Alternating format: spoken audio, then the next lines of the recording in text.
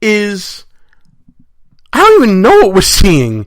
We're seeing people who want, I guess, confirmation bias. They want to confirm that their belief is what is true. I guess they want to feel like if they think that Donald Trump's a bad man and a reporter tells them that, hey, I have information that shows he's a bad man, boom, I got what I needed, my confirmation is there, and I am done. That's what we're seeing right now, folks. By the way, we're going to take a quick break. We got halftime coming up here. I want to thank everybody for listening to Behind Enemy Lines Radio. I'm Gene Baradelli. Russ Gallo should be back next week, folks. We're looking to get together to tape something real soon, and we'll probably bring it to you next week. No promises, but hey, we're going to give it a shot.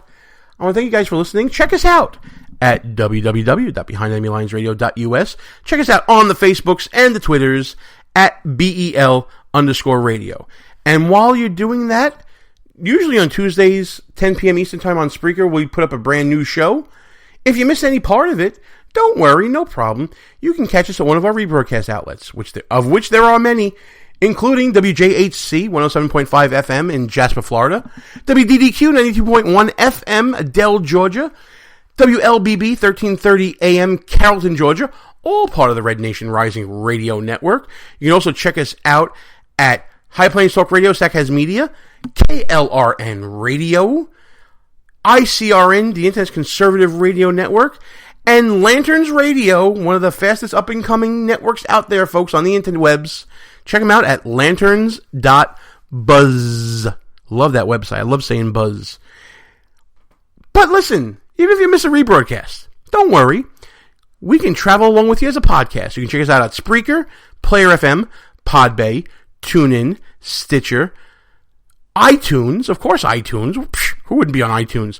You can discover us on Google Play Music, on SoundCloud, and of course the mighty iHeart Radio Network. We're on their podcast page, folks. Go to Politics.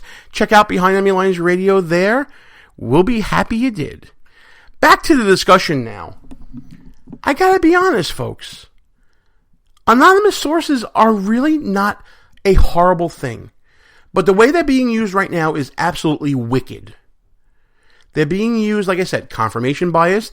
They're being used to, show a false credibility that they don't have. They're playing on your predilection to demonize the existing government, the establishment.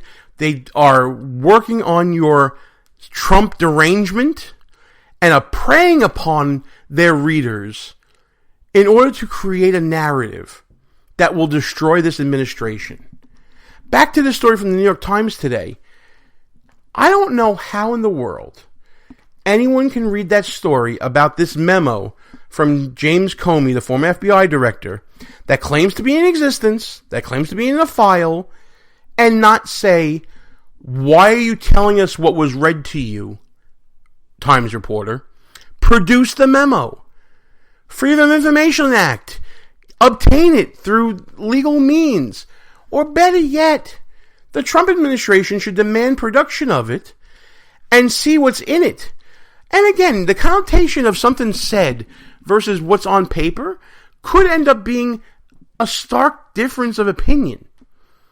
I know from doing deposition transcripts that there is a way to prepare someone to say something when they know it's going to be put on record, so that there's no misunderstanding as to a person reading it later on. When someone is talking to someone else, doesn't know that it's going to be reduced to a writing. Statements can be misconstrued, misunderstood. A whole bunch of different situations can happen. For instance, when Trump says that Flynn is a good guy, and I hope you recognize that he's a good guy, that could just as easily mean I want you to take into account this man's service to the country, this man's service to the military, the fact that he has garnered his own credibility that he is a good person, and factor that into your investigation. Or it could mean he's a good guy, stop what you're doing, I'm ordering you to stop. It could be any number of ways. And if we're leaving it open to interpretation, President Trump is entitled to his interpretation of what his words were when he spoke to them and what he intended to say. just as validly as Comey's reception of those words as he memorialized in a document. But that doesn't mean either of them are absolutely truth, and either one is absolutely conclusive. There's a difference between what would be considered evidence, what would be considered probative, and what would be conclusive, undisputed, cannot be denied, no question of fact remaining whatsoever. Two different standards, folks. Saying that something is proof, or that something is, should be considered or factored into your account, nothing wrong with saying that. Should this memo, if it exists, be factored into everyone's calculation? Absolutely. But it should only create a rebuttable presumption. And the president should be allowed to give context to his comments. It shouldn't be, as Democrats have been doing, beating the drum for impeachment. It's not conclusive. But it's being reported as if it's a cover-up, that these anonymous sources know better. When again, it raises so many more questions than answers. And one question we haven't talked about in the context of this Washington Post story and in the context of this New York Times story is what laws, if any, were breached or violated by the anonymous sources in obtaining it, in disclosing it, and in disseminating it. We haven't even begun a discussion of that and whether that should be investigated. The same way that Donald Trump's phone call with Australia shouldn't have been disclosed, and there should be charges based on that. Where is the FBI on determining whether there are activities here that violate, our national security and violate the law? We need to know about that just as much as we need to know about the context of these comments. You know what? Time for another quick break. When we come back, we're going to try to wrap things up and transition a little bit from stories that are being reported to a story that maybe should be reported if we apply the same standard. Gene Baradelli, Behind Enemy Lines. We'll be back right after these brief words. Hey folks, I just want to let you know about a great opportunity for listeners of Behind Enemy Lines Radio. If you go to our website, www.behindenemylinesradio.us, and click on the SaneBox ad on the right side of the page, you will get a great opportunity for a discounted offer to join SaneBox. SaneBox filters out all the unimportant email from your inbox so that you can really focus on what matters. If you're anything like me, folks, you get hundreds of pieces of email a day, not many of which is important. SaneBox's smart filter will get everything you need to fly through your inbox and finally make email work for you. It gets rid of spam emails, it deprioritizes emails that aren't as important to you, and it helps you unsubscribe from mailing lists and individual senders with ease. So again, go to www.behindenemylinesradio.us and you click on the SaneBox ad and you'll be given an exclusive offer you won't find anywhere else. Time for a little music. We call this, What the F*** is Maxine Waters Saying? To be clear, you believe it would have been better to keep in place an FBI director who you said had no credibility to oversee this investigation than to find someone who you think would be a better choice? No. But I believe the president thought that. Don't forget, you're talking about what some Democrats said, what I said, but don't forget, he was the president. The president supported him. He had confidence in him. It was within his power. And but you said he had no credibility, so it would seem to make sense that he should get rid of him. No. Under investigation, this president basically has interfered with an investigation where he may be implicated. That's outrageous, and that's why we're having so much of a conversation about it today. The bottom line is that you think an FBI director without credibility would have been best served in this position to try to pursue this investigation. I think if the president had fired him when he first came in, he would not have to be in a position now where he's trying to make up a story about why it does not meet the smell test. Yeah. Something smells all right. Understood. So if Hillary Clinton had won the White House, would you have recommended that she fire FBI Director James Comey? Well, let me tell you something. If she had won the White House, I believe that given what he did to her and what he tried to do, she should have fired him. So she should have fired him, but he shouldn't have fired him. This is why I'm confused. No, you're not confused. Yes, I am.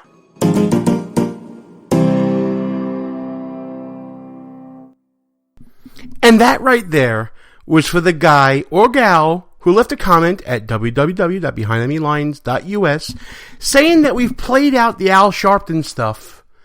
We came up with that just for you.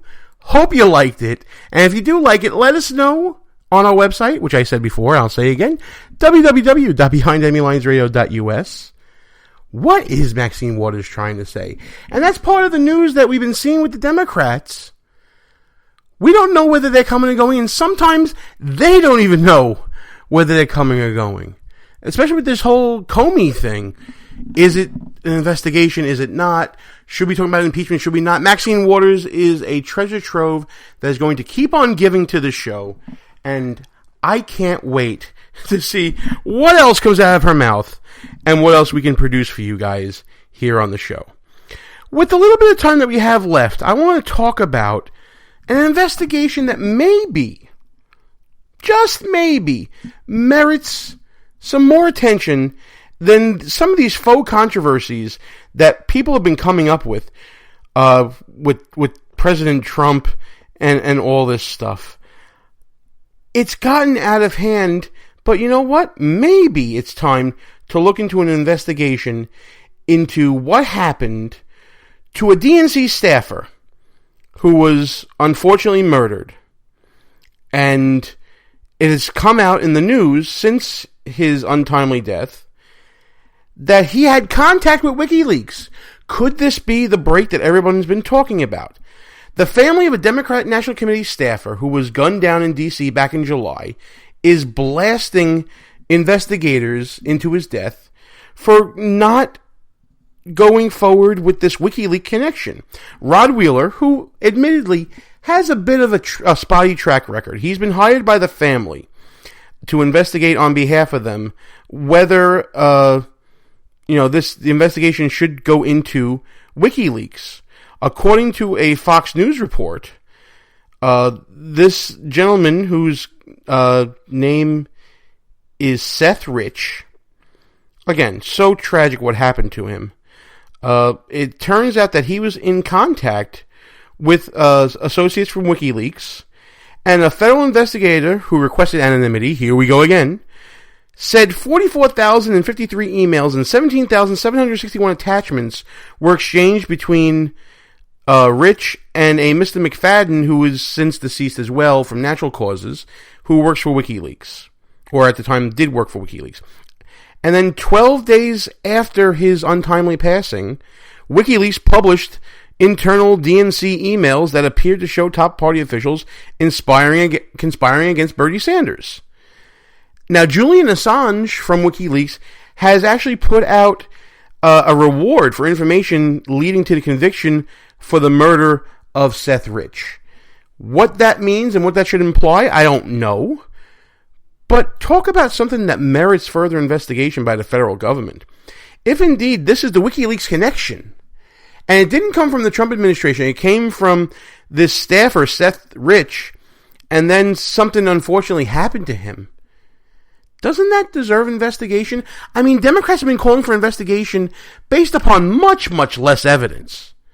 Much more flimsy evidence.